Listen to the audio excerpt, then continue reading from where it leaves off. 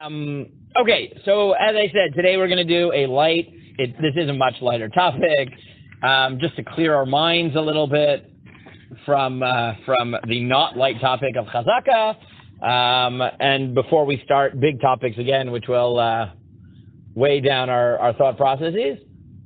Wait, I thought I saw Rami. Oh, there he is. I do see Rami. I just out of my peripheral vision. Hello, Rami. Okay, fine. So what I want to focus on is just this tiny little line in the Gemara, where the Gemara says as follows.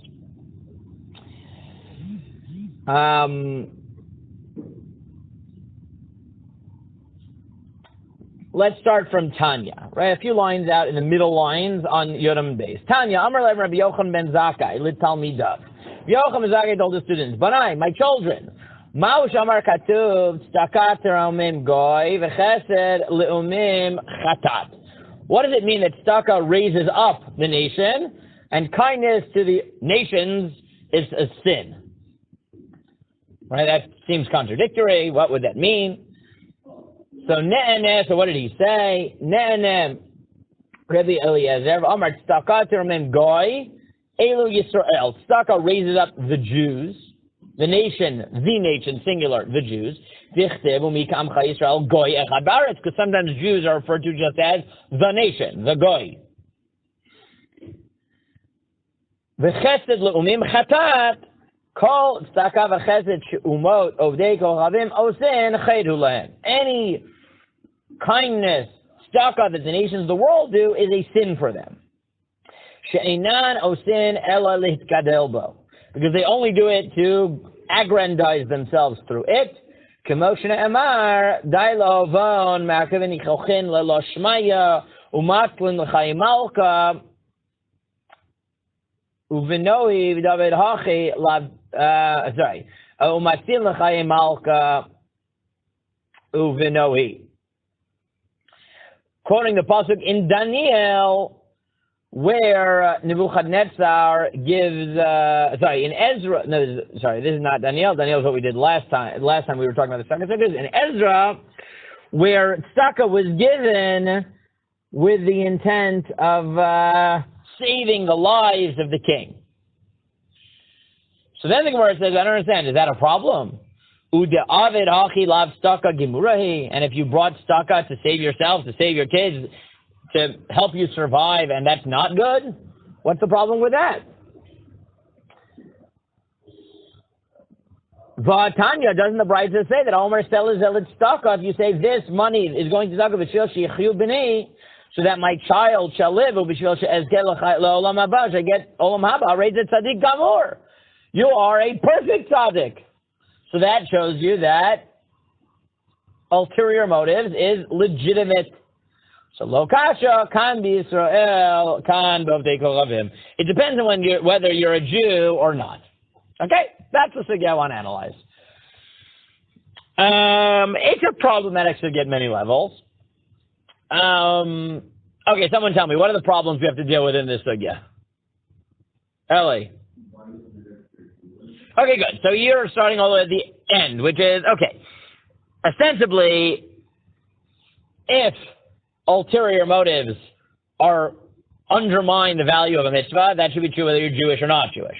And if ulterior motives don't undermine the value of a mitzvah, so then it shouldn't matter whether you're Jewish or not Jewish. But saying that ulterior motives undermine the value of non-Jewish mitzvot, but don't undermine the value of Jewish mitzvot, is this sort of weird, philosophical, legal, whatever you want to call it, theological construction. That's a little bit weird conceptually. Good, that's one problem we got to explain. Yes, Ronnie.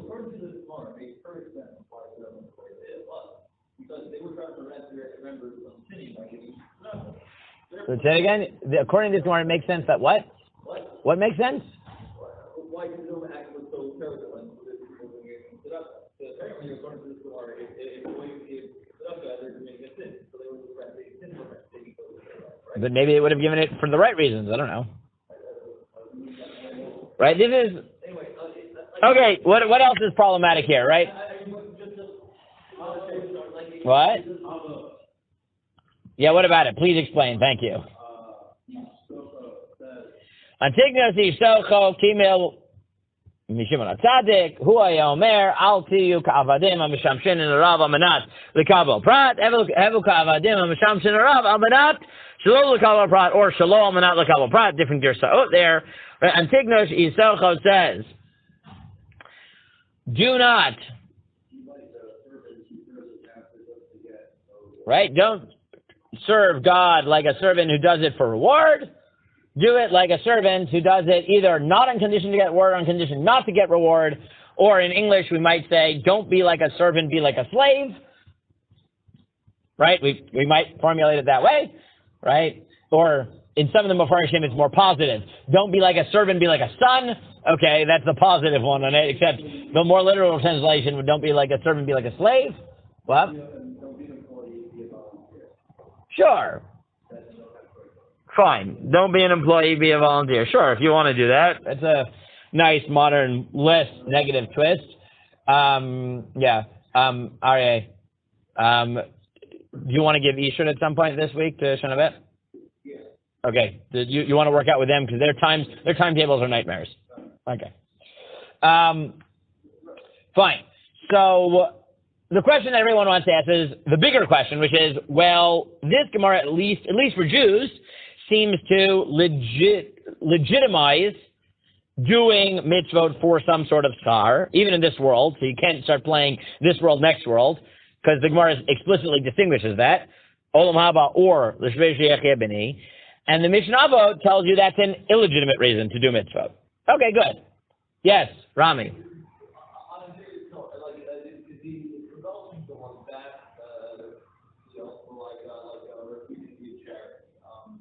Yes, and we talked about it extensively when we did the sugya of Ziring-Giving Tzedaka. It just seems like weird why, apparently,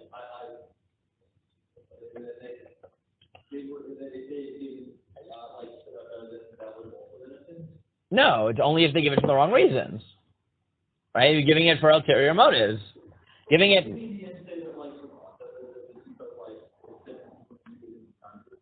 Yes, Jews give it for ulterior motives, that's okay. Non-Jews give it for ulterior motives, it's not okay.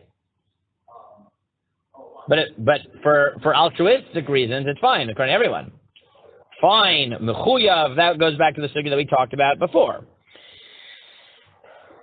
Okay, so those are the two major questions everyone wants to ask, right? Which is dealing with avot and dealing with the Jew, non-Jew question. But really, if you want to abstract it, which I think we should here, this sugya forces you to ask the broader question, which is, what is the nature of mitzvot such that altruism is or is not required, expected, undermines the value? So, someone want to pontificate for a minute about the theoretical models of mitzvot that might explain why altruism is important, not important, why ulterior motives are problematic, not problematic. We talked about this a little when we did tzedakah last time, but let's revert to the overarching philosophical concepts. Yes?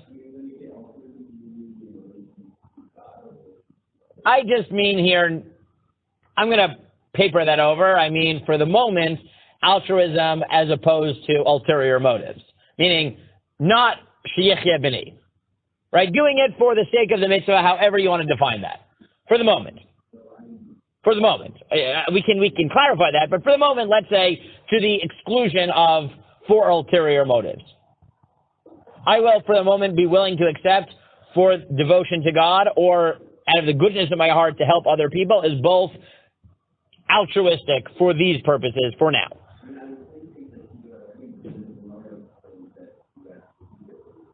Say it again?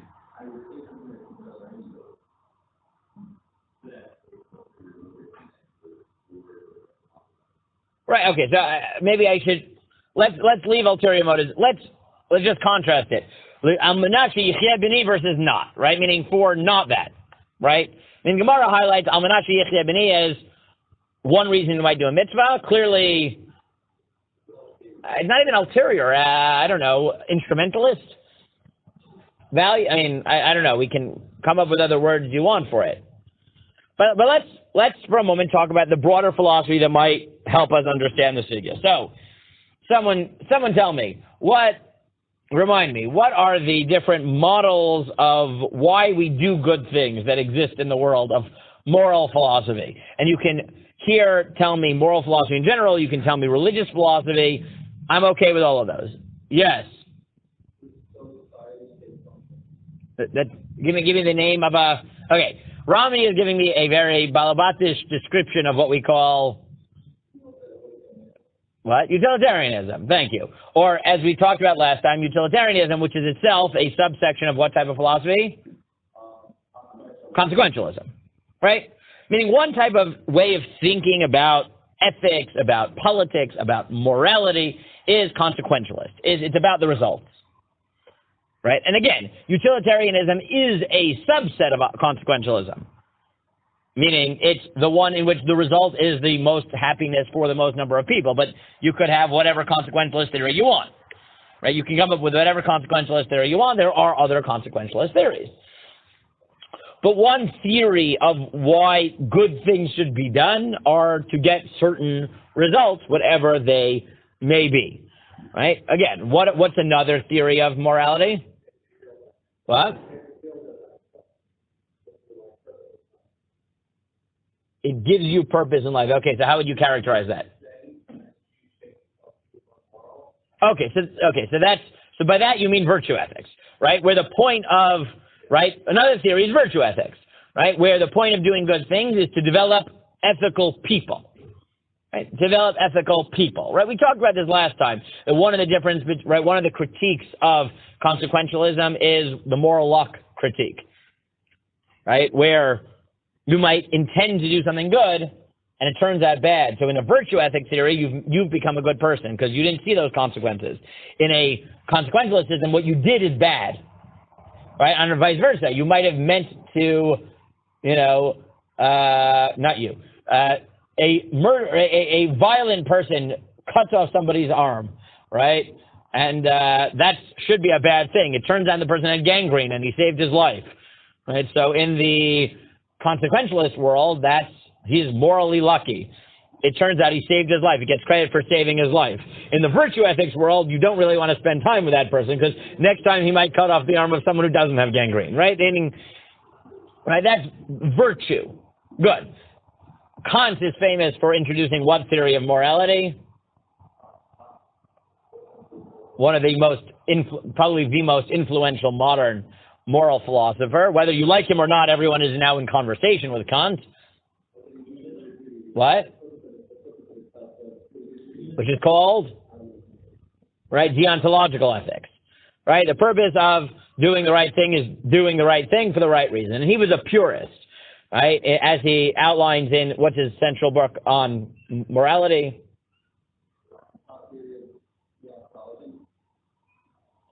The fundamentals of a framework of morals, groundwork for a framework of morals, is translated different ways, right? Not so long. It's really not so long. I read it in high school. It's not like his longer books about other things, and metaphysics are much more complicated. Critique of pure reason and practical reason, all those.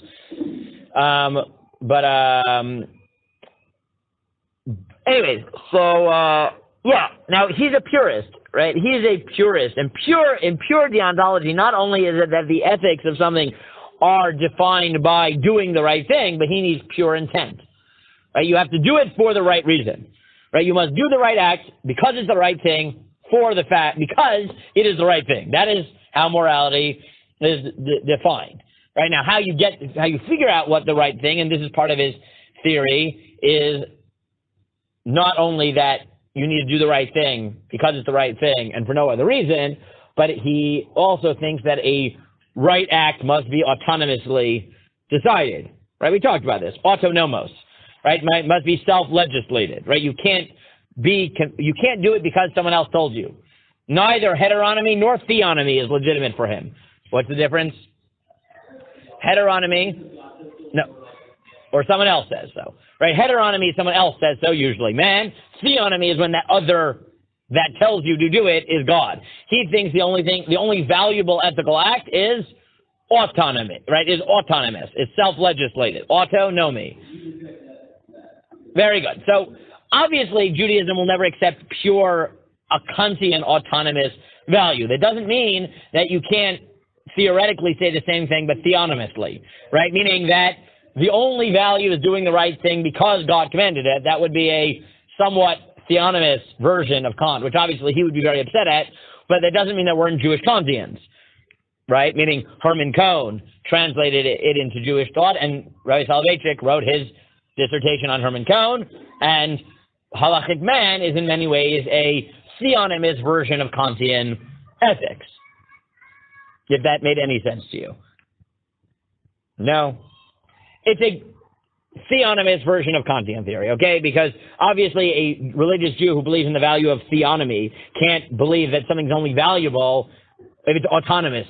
But you can theoretically say that the only value is keeping the halacha, right? Have you read Halachic Man?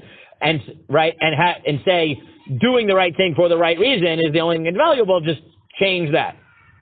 Another way, if you wanted to be Kantian and still frum, there are other ways to do it, which is to blur the line between soft autonomy and hard autonomy.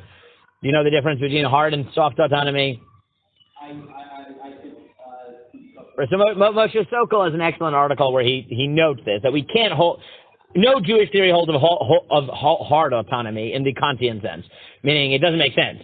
Right? We believe that you should do things that God commanded, but you can say that we value soft autonomy, which is getting yourself to the point where you identify with God's will such that you would have autonomously chosen it even if God had not. Meaning that many Jewish philosophers talk about as valuable. Soft autonomy, meaning you should strive for a point in life where the Torah becomes part of you to the point where even though you're doing it because God commanded it, you would do it.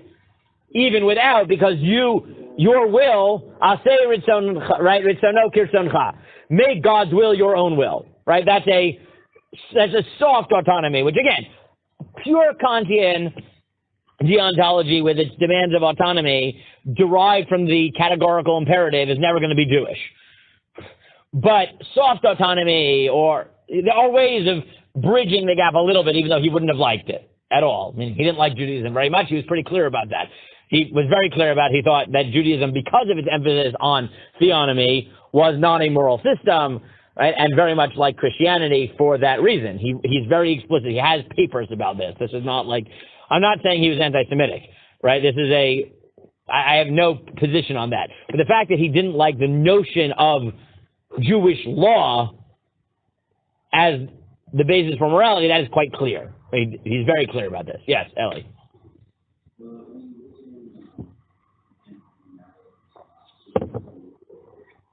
You're in the back, so you gotta just scream. Yeah.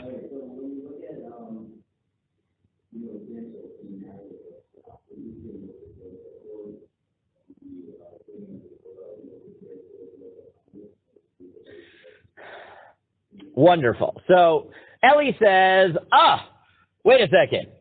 Aren't there parts of the Torah pre-Sinai where people seem to be doing things autonomously?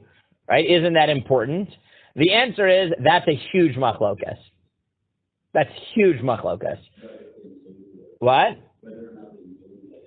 So I'm just finishing now Christine Hayes' excellent book on what's divine about divine law. It's a really good book. But several chapters are devoted to this question. It's worth reading, getting your hands on. And she notes correctly that, first of all, among the non-rabbinic Jews, this was very important because very quickly, Greeks, right, in Greek philosophy, we've talked about this before, but for a refresher here, what's the difference between natural law and conventional law in Greek theory, in Greek thought? So natural law, A, is fundamentally true. B, gets its value from the fact that it's self-evident and therefore not legislated, and that it's usually unwritten. Conventional law is written, contingent, right, meaning not always true under all circumstances, and less valuable. It's only there to maintain society and things like that. early Jews, let's say, were in conversation with the Greek theory. In what way? So, Ellie, in what way were they in conversation? So there were some Jews who were so influenced by Greek thought, people like Philo, that they wanted to believe that the Torah was natural law as understood by the Greeks. The problem is, it is legislated law, and it's written, which violate all the rules of natural law theory. So one of the things that they do is that they make a big deal of the notion that the Avot kept the mitzvah, right? Because then they say, really the Torah is natural law in the sense that it is derivable from logic alone. Evidence, the Avot did it. And they tried to identify the Torah with natural law. They know that there are distinctions, but as much as possible, they try to do it. And she notes that the Midrashim that go in the direction of saying that the Avot knew the Torah and therefore kept it, all the Torah, without legislation, are going in that direction, right? They're identifying the Torah a bit with natural law in that sense. What? So they're not even saying Dersh Bal Peh. They're saying that our Torah, which is written, could have been figured out by the Avot, and therefore they kept it. There are other Midrashim that go in the opposite direction, right? Meaning, she notes, all the way the other extreme is the Pauline version, right? Is Paul, right? Which is basically, law has to be self-legislated, or has to be self-evident, and not commanded, and therefore the Torah is b'diavad, and therefore the redeemed world doesn't need the law anymore. Right? That's what? Paul. This is Paul. You know, like the father of Christianity. Right? But she notes that like the rabbinic position is much more in the middle, where some rabbis see some level of autonomy and natural law by reading the mitzvah back in the Avot, but some have no interest in saying that the Avot kept the mitzvot, and some say that even if the Avot had it, that's because God commanded it, right? Like the Sheva mitzvot are commanded to Adam, right? And therefore they see value in legislation, right? But this is one of the big, million-dollar questions in not just rabbinic thought, in Jewish thought, which was the extent to which we value or need autonomy and self-evident philosophy, and to what extent we're totally okay embracing a fully theonomous model, right, and seeing value in the fact that something's legislated rather than despite the fact that it's legislated, right? This is a very complicated question. Okay. With all that philosophical background, which I think we did a little bit when we did the Tzedaka the first time, so now let's come back here. So, at first glance, the Mishnah in Avot presents a paradigm which is closer to the Kantian model. Closer. Do it simply because it's right. That is what gives something its value. Now, obviously, the Mishnah will probably diverge from Kant on the autonomy-theonomy model, right? But altruism is important, right? And in virtue ethics, it might also be important, though it's mid-level, right? In virtue ethics, pure intent is important at some level, but not necessarily, because if you do something for the wrong reasons, mitoch shelo lishma ba lishma, which is the other series of statements you have in Chazal that you have to, right, which is even doing something for the wrong reasons, if it's the right thing, will eventually get you to the point where you do it lishma, which for virtue ethicists means do it for the wrong reasons, and eventually it'll become habit. That's exactly how the Rambam understands it, right? That you start off by doing things for the wrong reasons, you eventually get to the right reasons. But the Mishnah in Avot definitely goes more, and let's call it the deontological model. So then you have to deal with our sugya, which is in our sugya, let's leave the non-Jew thing for a minute, okay? Let's just focus on the Jew. Our sugya definitely says that giving tzedakah for the wrong reasons is fine, right? Which is much more consequentialist, or maybe if you wanted to, even virtue ethics, but not really, because it says it's gamur. This is like the ultimate goal. So when you say tzadik gamur, right, meaning me saying mitoch shelo lishma ba lishma, doing things for the wrong reasons will get you to the right reasons, that can easily be read in a virtue ethics model, which is do it and eventually do it for the right reasons. saying that giving it for the wrong reasons, your tzaddik gamur, at first glance, doesn't even work with virtue. It is basically consequentialist, right? Which is, all I care about is that you give the tzedakah. I really don't care why you do it.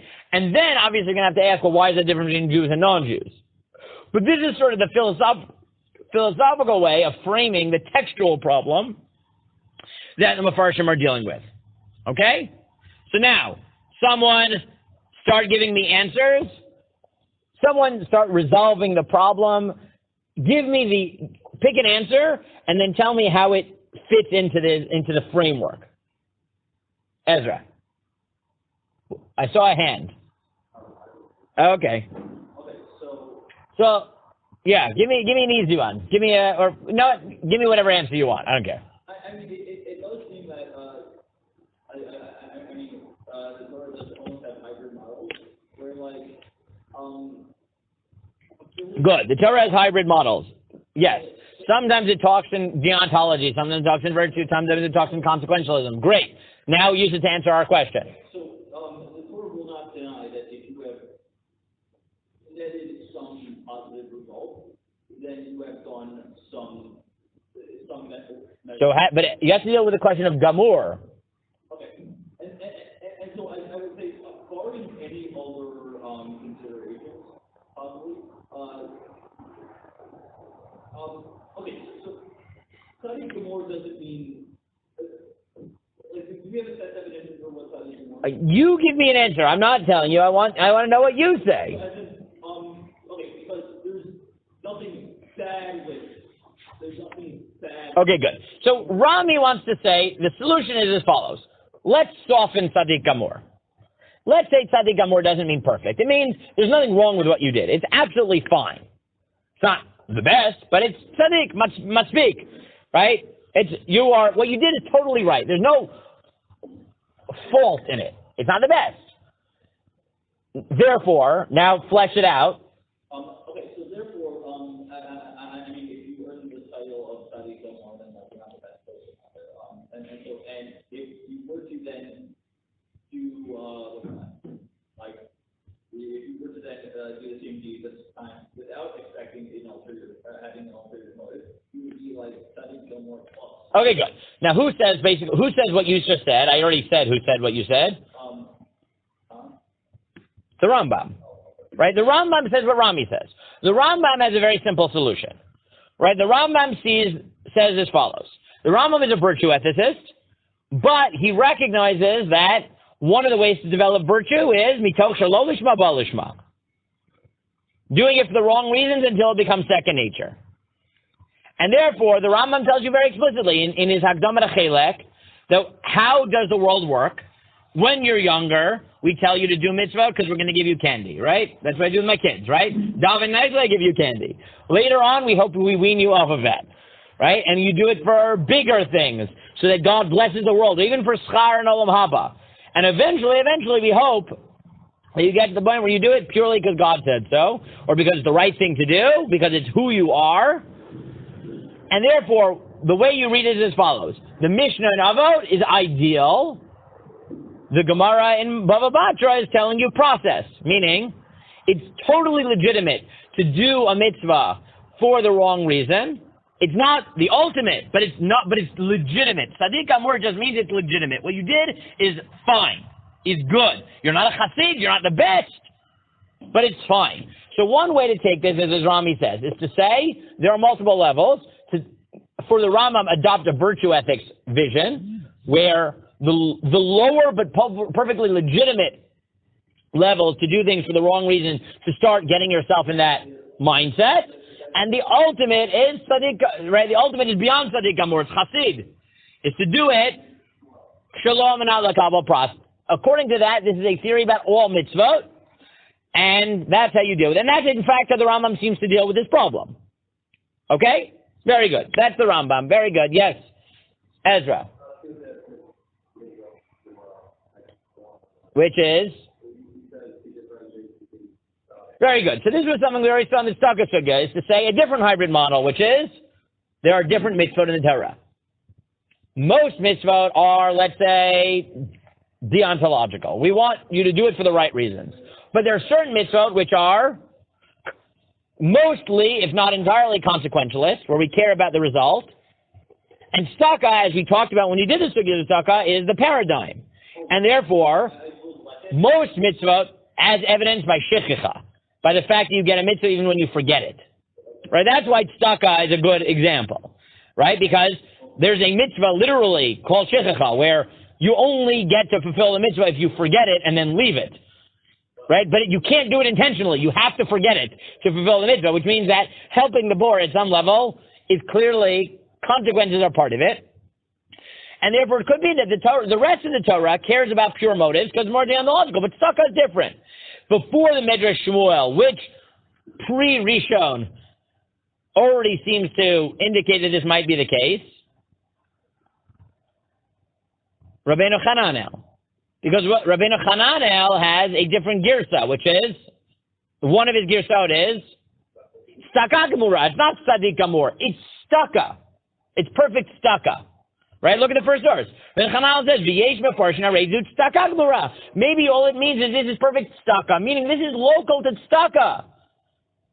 Every other mitzvah is more demanding in terms of your intent, but tzedakah is different, and that's what the Midrash Shmuel fleshes out, but seems to already be implicit in Rabbeinu Hananel, which is shiny mitzvah tzedakah michuleket mikol shar mitzvot bazeh. Tzedakah is different from all their mitzvot. Shebishar mitzvot k'tev lo tenasu et Hashem. Because in other mitzvot you're not supposed to test God. The Gemara says that by tzedakah you can test God and say, "I'll do this and you reward me." Okay, is that okay, God? Great. Other mitzvot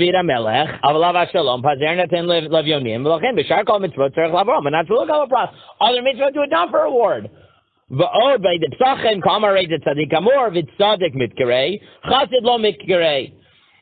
second answer is what I already basically said from the Rambam, which is maybe you're a tzaddik but you're not a chassid. You're a pure, right? So answer one, tzedakah versus other mitzvot. Answer two is legitimate versus legitimate plus. Tzaddik plus, what Rami calls tzaddik plus, he says chassid. So those are the first two answers, right? One is to say legitimate versus super good, right? Or the Rambam would call it on the road to virtue versus reaching virtue.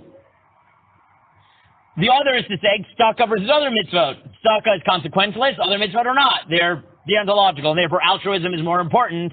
Intent is more important than it is by tzedakah. Okay? Good. Someone give me another answer. What? So a lot of the answers here say that it's tzedakah gemura, but they answer in different ways. Now, if you look at Tosfot, his first answer, he has the girsa not of tzedakah gemura, but Tosfot in a tzedek gamur.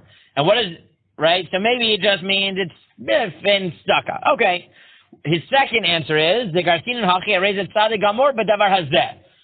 Right. So the second answer, does Rabbeinu Peretz, is you're not a perfect tzaddik, obviously not. But this act, you're a tzaddik gamur. What does that mean?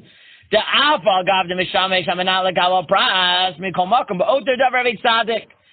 Yeah. So overall, right, this is another version of what Rami said.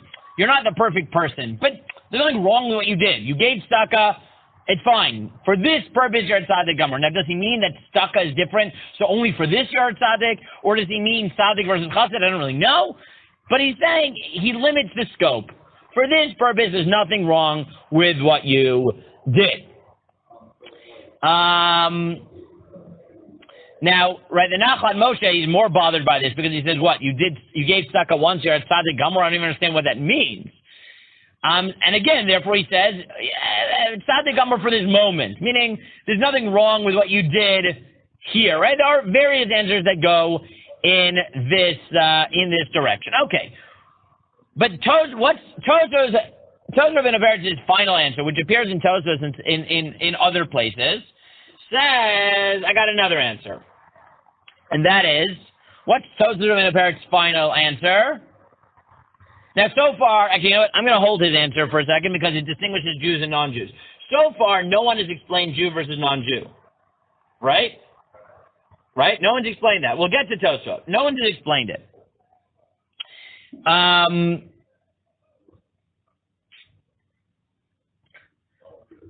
Right? The Chavetz Chaim also says, right, it's Tzedaka Gemura versus Tzaddik Gimel, and he has this nice thing that maybe the way the Girsa happened was that originally just said Tzaddik Gimel. And that's why that can easily be expanded to Tzaddik Gimel versus Tzedaka Gemura. Now, of course, it could also be that there was a typo. It's an easy typo to make.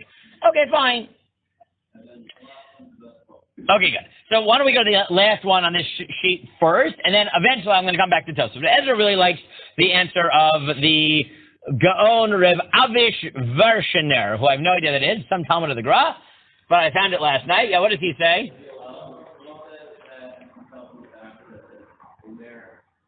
Very good. So let's first say what he says, and then let's categorize it philosophically. He comes up with the following brilliant answer. He says, look, giving tzedakah so that your son will live, that's a terrible thing. But saying you're doing it for that reason is great. And this is how he imagines it. He says, look, Ezra, since he loves this answer, Ezra gets to be the tzedakah giver. He finds a poor person. The poor person really feels bad, because poor people feel bad, right? Why do I have to rely on tzedakah? I don't want to take your money. I'm stuck. And Ezra says, listen, I'm not doing you a favor. You're doing me a favor. Because I have a sick third cousin twice removed, I don't want any close relative of his to be sick. So some imaginary relative? What? I don't know. If you're comfortable saying it, fine. Ezra he'll look at you and say, you have a kid. Something's fishy here. Okay? But fine. I have a relative whatever it is that is sick, and I want them to get better. And I need to give tzedakah. I need to do something. I said in Misha Berach, to bless my relative, and I said, Aminat shani etein tzedakah, because I want the tzedakah to work. But trust me, you are doing me a favor by taking this money. I need to do this mitzvah. So he says it's not someone who does it for that reason, someone who says it, who uses that as a cover to make the poor person feel better. Because part of giving tzedakah isn't just giving it, it's making the poor person feel comfortable. Now, that's a beautiful answer, but philosophically, what is it getting at? Oh yeah, he is going full deontological, do it for the right reasons. He says the Mishnah Avot essentially is what guides me completely. You need pure intentions. Doing it not for the right reason is terrible. It's just that you're allowed to fake it if that's going to help someone. You can fake doing it for the wrong reasons. That's going to make someone feel better. That's fine. But he's a pure deontologist. Yeah. Fine, not ideal. I don't know. But he clearly is focusing on saying, no, the Gemara is not in any way legitimating doing something for ulterior motives. Right? Okay. Nobody so far here has explained, though, the difference between Jew and non-Jew. Right? Right? Nobody. Right? So what are you going to do? Right? So far, they've explained tzedakah versus not tzedakah. They've explained ideal versus legitimate. But no one has said Jew versus non-Jew. Right? They've just left you hanging. So, you'd have to really bend over backwards. Maybe you have to say, right, for the Rambam as a virtue ethicist, he'll say, I don't know, maybe either God, for some weird reason, allows Jews to be slower at reaching virtue than non-Jews, that's weird, or maybe he never expects the non-Jews to reach virtue, which I don't know why that would be true, right? I don't know, right? Maybe you could come up with something like, Jews have 613 mitzvot. We can't be expected to always be doing things for the right reasons. Non-Jews only have 7 mitzvot. You know, at least those they should do for the right reason. I don't know, right? But no one really explains themselves, right? I don't have a good answer. I can speculate, but no one explains. The one person, the one Shita, who bases his entire answer on understanding the distinction between Jew and non-Jew is Tosfot. And what does Tosfot say? This is the third answer. It's Rabbeinu Tam it's quoted in those Rabbeinu Paris. What does he say? And Tochkadeh he comes up with, right? So what does he say? Whether the guy was correct. Yes. He comes up with the following. He says, there's nothing, obviously doing it for ulterior motives is not ideal, but it's passable. If, on the following condition, if you do a mitzvah for an ulterior motive, you give tzedakah because you want your relative to be healthy, and then, God forbid, your relative does not get better, will you regret having performed the mitzvah? He seems to have the following theology. Pure motives is the ideal. Not pure motives where you say, look, I really want to do the mitzvah. I also have ulterior motives. But if it doesn't happen, I'll be sad. But that won't be enough to undermine my appreciation of the mitzvah. That's passable. That's maybe even good. But if I'm so wrapped up in the ulterior motive that if I don't get what I want, then I'm going to regret having performed the mitzvah. Meaning the only value of the mitzvah to me is because I got what I wanted. That's terrible. Right? That's Tosfos. That's Rabbeinu Tam. And Rabbeinu Tam says, so first of all, theologically, what's he saying? He's saying, look, there's no, right? According to him, there's no problem with ulterior motives. You can do things with ulterior motives. As long as you also value the mitzvah. Right? That's how he views it. He says you have to value the mitzvah in and of its own right. Ulterior motives can motivate you, but they can't be so central that the mitzvah doesn't mean anything for you without that, without the fulfillment of your desire. Because then the mitzvah are just a tool. They're just instrumentalists. Right? You're allowed to also have ulterior motives, but it can't just be a tool to get what you want out of God. It can't be that God is your, is your vending machine. Right? That's theologically problematic. How does he understand Jew versus non-Jew? He assumes that Jews, even when they do it, they care about the mitzvah, and he thinks that non-Jews doing it explicitly for ulterior motives, right? Not all non-Jews, but non-Jews doing it for ulterior motives, he assumes will be doing it purely instrumentally, and therefore would regret having done the mitzvah at all if they don't get what they want. Now, what would Tosfos say if you found a non-Jew who gives tzedakah for the right reason, for an ulterior motive, but won't regret having done the mitzvah if he doesn't get what he wants? I have no idea what Tosfos would say. It could be that Tosfos would deny the existence of such a person, but if it happened, would Tosfos deny? Is he just making a generality rather than making a fundamental claim? I don't know. I can't promise you. I have no idea. Okay? Tosfos leaves the room open to saying that if there were such a person, maybe that person will also be good, and maybe it's just a generality.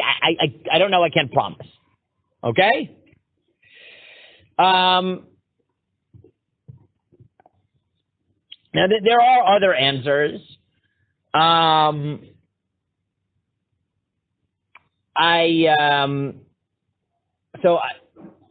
In this post I gave you for mine, I will note that even though Tosfos doesn't make it clear, the Ginat Vradim does make it clear. The Tosfos, in the Shuk Ginat Vradim, he says very explicitly that it's not about Jew versus non-Jew. This is just a generality. The real distinction here isn't Jew versus non-Jew. It's people who will regret having performed the mitzvah if they don't get what they want and therefore are treating God like a vending machine, and people who won't.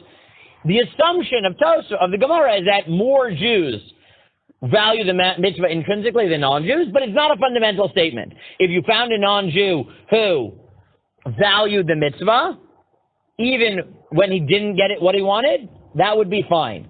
For him, it's legitimate to give tzedakah for ulterior motives. And you found a Jew who would regret having given tzedakah, then that person would be terrible, right?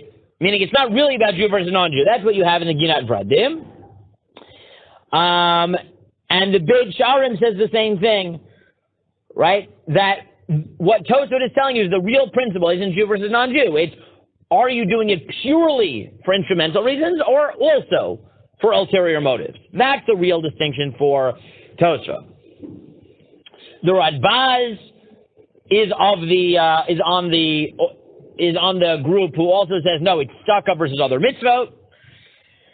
The Nod Yehuda says this as well. The Avat Zion, the Alkut Yosef, Minchat Yitzchak. There is a fascinating theory that appears in the Emek Halacha, and the Asman Daraisa seems to say this, who says, no, it's not tzedakah versus other mitzvot. And this is going back to Eli's point at the beginning. It's not tzedakah versus other mitzvot. It's mitzvah ben adam l'chavero versus mitzvah ben adam l'mako. Mitzvot, and Asman Daraisa has a whole theory based on this. Interpersonal mitzvot are consequentialist. It's about helping other people. And therefore, intent is less important. But mitzvah ben l'makom, their value comes from the fact that you're doing what God said. And therefore, intent must be pure. Is that what you were getting at before, Eli?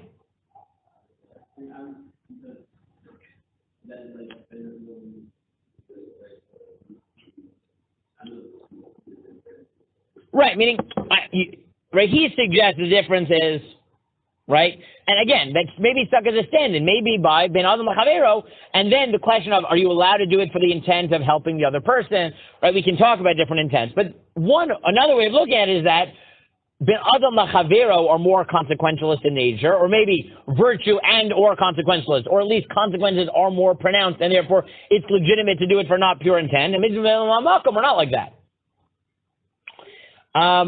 The Asman Daraisa has a important theory about this, where he says that the reason this is true, he says therefore the following. Let's say you're trying to do a mitzvah and then you're stopped, ba'ones. Right? You were driving to do a mitzvah and then they closed the road so you couldn't get there. Do you get schar? So the Asman Daraisa says it depends. In neither case will you be punished for being derelict in performing the mitzvah, obviously, because you tried. But Ben Adam L'Makom, he says, you'll actually get rewarded. Because all that God really cares about is obedience. So if you tried to do his will, and you tried as hard as you could, so he'll give you the schar. But Ben Adam L'Chavero, that's not true. Because at the end of the day, you were driving to help someone, and you were stopped, so you're not a bad person, but you didn't help him. And therefore, you won't be punished, but you can't be rewarded either. The Levush Mordechai is an interesting division, which is, you don't get schar unless you have the purest motives, but it's still a mitzvah for some other purposes, like shluchei mitzvah and nizokin, right? That if you're involved in a mitzvah, God protects you in this world, even if you have not pure motives. So, like, there's a value to it, but it's not. You're not going to get schar in olam haba unless it's pure.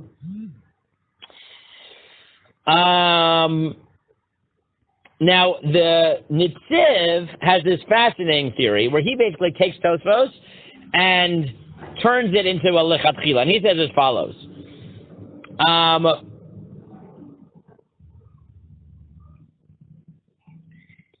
He takes Tosfot and he pushes it farther. And he says as follows. It's not just that you're not going to regret performing the mitzvah. It's that, and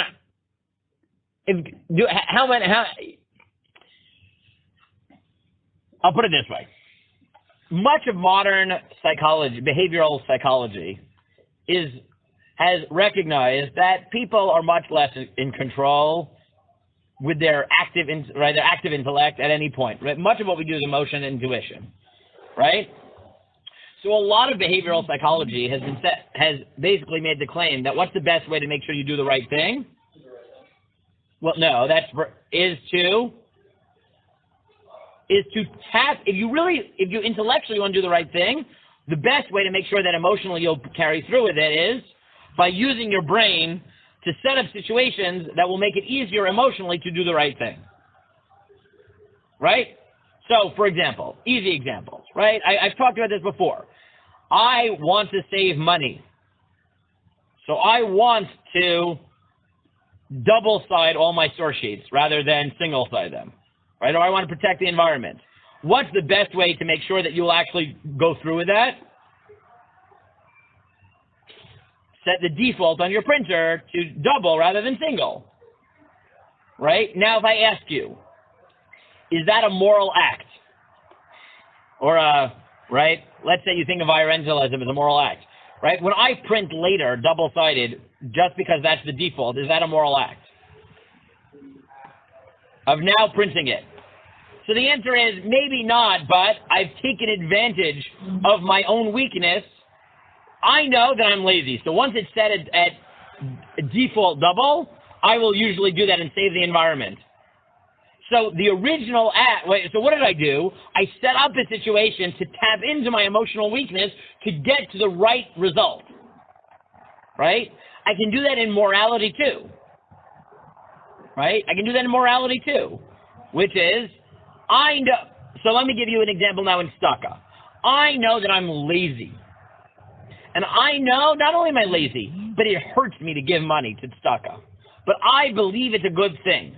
So I'm going to overpower my laziness and my greedy nature, my stingy nature, by doing what?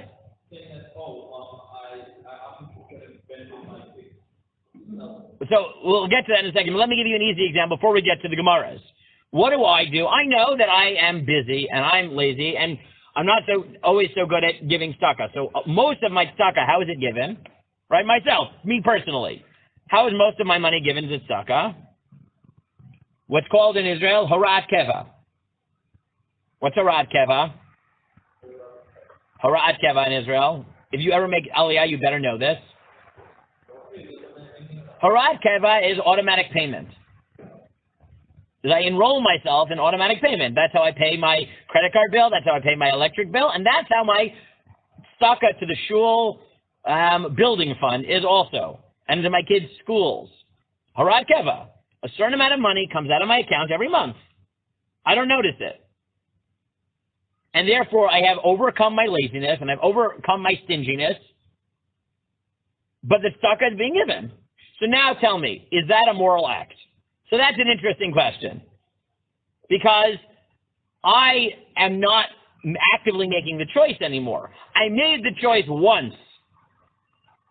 But I tapped into my own weaknesses and said, I'm going to make sure that I do what I want to do intellectually, but overcome my emotional, right, the things that keep me back emotionally. I would hope that we would all agree that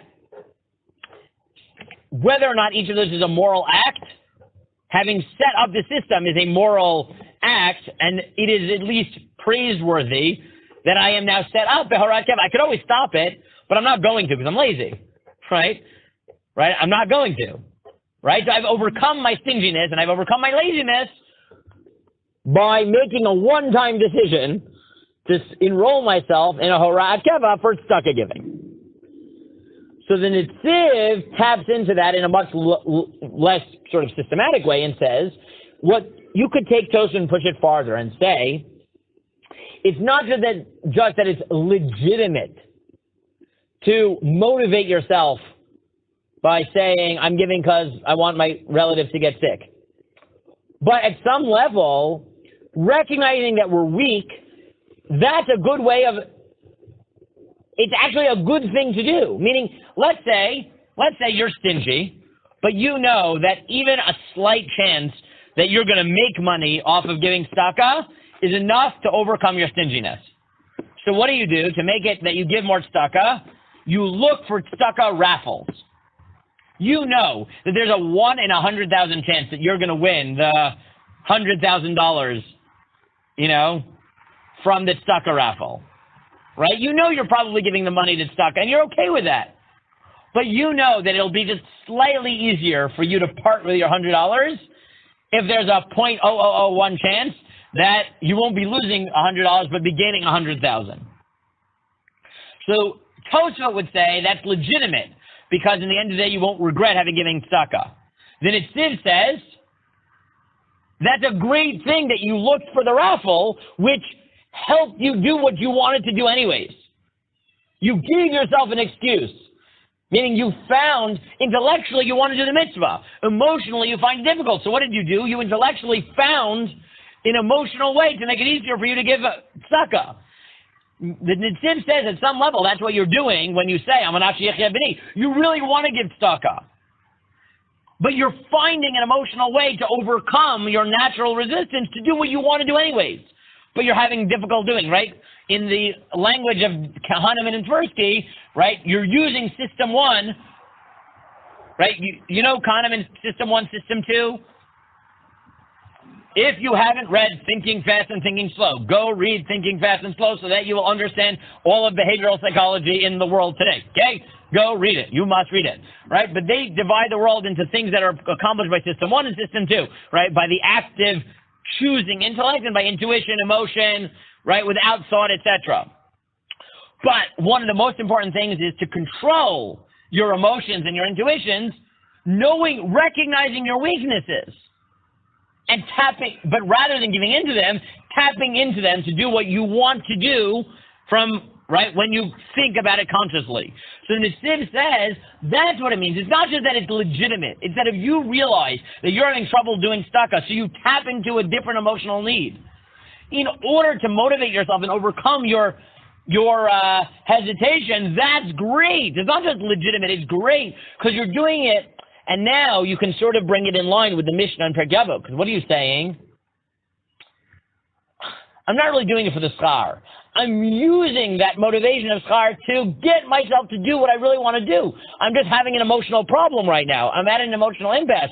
So I use schar, right? So there it bridges the gap between Mishnah and Avot and this Gemara. It still may not be the ideal, but it's closer than Tosaf. Again, he doesn't deal with the Jew, non-Jew, that you can go with different reasons, but I like that, especially in light of what we know, right, and especially in light of modern psychology and how important these types of things are. Have you really... Someone was reading Thinking Fast and Slow. I saw it in the base. What? Oh, yeah, Avi was reading it. You should all read it. It's worth reading. I had one of the rabbis... How you feeling? Good. There's a rabbi in Toronto, I'll end with this, right? Chaim Strachler, he's the rabbi of Shari Shamayim, who for the last, I don't even know how many years, the tshuva drasha he gives every year is just how can we, thanks so much, Shua, is how to incorporate behavioral psychology to help ourselves become the better people that we actually want to. Right? It's how to use the insights of behavioral psychology to make us do the things that we really think we should be doing but are having trouble doing. Right? And then Nesiv is basically saying that's what the sugya is. Right? It's not that I'm really doing it, I'm an Ashiyach B'ni. That's sort of the excuse I give myself to override the emotional hindrance to get to what I really want. Anyway, it's similar to the Rambam, if you remember, that we saw by Kfiyah. Right? Remember the Rambam by Kfiyah?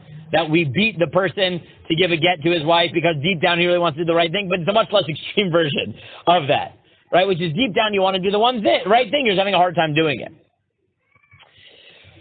Okay.